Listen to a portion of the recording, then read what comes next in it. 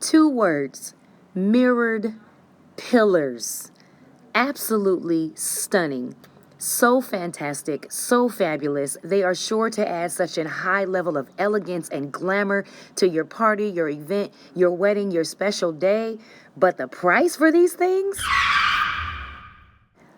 $449 for one pillar. I was ready to throw in the towel and say, forget it, there is no way. But with a little hope, a little ingenuity, some math calculations, some help from my hubby-to-be, and some help from our local Home Depot, I'm going to show you how I was able to make a fabulous mirrored pillar, in fact, 2, for $53, not $449. You want to find out how I did it? Stay tuned.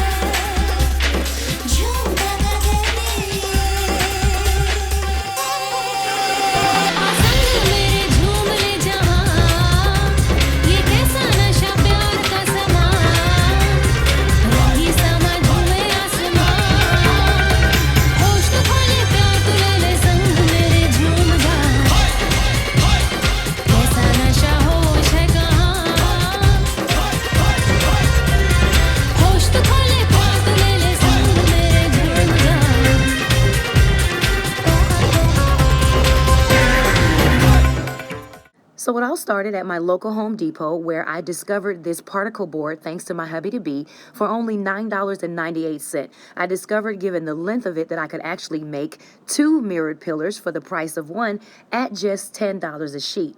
I also needed something to cover the top, so going over to their section where they have recycled wood, I found this for just under $4, where I was able to have them cut it into 12 by 12s, creating the top part of my pillar as well as the bottom.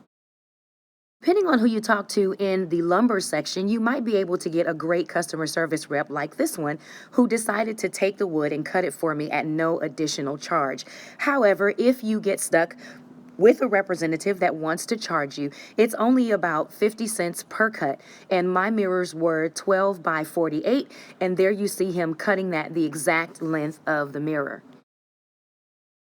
Leave without heading over to the glue aisle, where I picked up this Gorilla Wood glue for about $5 a bottle, and then we headed over to the nail section to look for some small, thin, but long enough nails that would not damage the particle board but would hold it together perfectly. So he's running that wood glue along the edge of that board, and then he's going to attach, or at least hold, another board to that and go ahead and nail it down for me. Now, this is just an added step. You certainly don't have to do this, but I really wanted this to stay together and to have it last for a really long time. I'm looking to rent these out as well as use a couple of them for home decor. So it was really important to me to have a really sturdy base.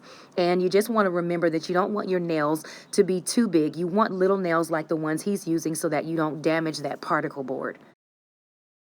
Here he's got the base of that mirror pillar practically built, and what you have to remember with this is when you put this together, it's going to be a little bit wider, so you will have some gapping. But don't worry, what I mean by that I'll explain in just a few minutes in a couple of other frames.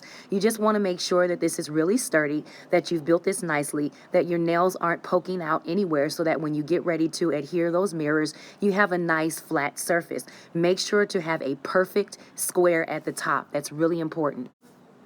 Here you can see that gapping that I was talking about. Again, you have to take account for how thick the particle board is. So your measurements are going to actually increase in width. And so you see that that top board isn't fitting flush across the top, but that's okay. I've spray painted this silver because I plan to bling those edges out anyway. And I spray painted it silver so that you won't see that brown particle board shining through the bling wrap that I plan to use. The absolute hardest part of the project is going to be stripping these mirrors. What you want to do is cut a few of the corners off and start to pull off that tape. And what we found worked best was using the acetone, which hubby to be is applying on the back of that mirror. Eventually, we ended up just pouring it and letting it soak, and things just began to fall apart and break apart nicely. Be very careful because those mirrors are super, super sensitive. Once that was done, I'm taking that glue and I'm running it along the board. You don't need as much as I did, but I'm preparing the base to lay that mirror. I lay the mirror, I'm applying a little bit of pressure as I'm wiping the mirror off just to make sure that that wood adheres to the mirror. It takes about 30 seconds for that iron grip to dry. My favorite part is always the embellishment, and what I'm doing is taking my hot glue gun and I am just running along the edge of that mirror, preparing to lay that strip. Now, what you'll see that I did later is I decided to take that off and lay that bling directly in the groove so that it looked like it was lining the mirror instead. And here is the final product, and I could not be more proud. The cuts, the bruises, the burns, yes, the burns, it was all worth it. Oh my God, I love the way this came out. It is absolutely stunning. In fact, it looks better than the original inspiration because the bling on it adds a whole other wow factor to it.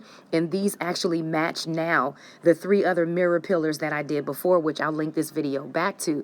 But I really, really like it. I'm glad I left those gaps and ran the bling inside because it really looks like the mirror is kind of floating on top of that on those 2 sides. So that really did come out stunning. Now, if you don't like that, here's a tip.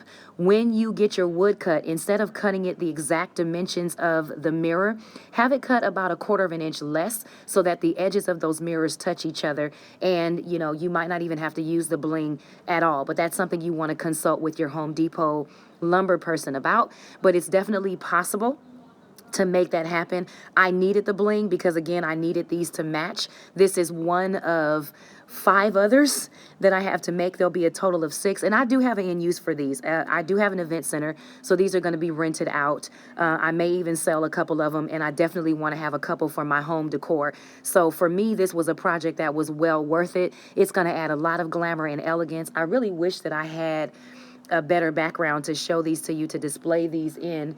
Unfortunately, I don't, but I think you get the gist of what it's going to look like when you're done. And I'm telling you, this is so worth it.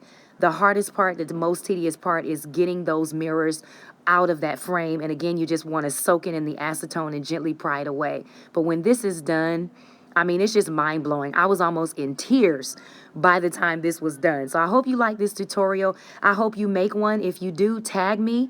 Definitely, I want to see your work. If you're new to the channel, welcome aboard. I hope you subscribe. If you're not, welcome back. Thank you for your support. And I think this project proves that you can do all things through Christ, who strengthens you. And until next project, be blessed, everybody. See you soon.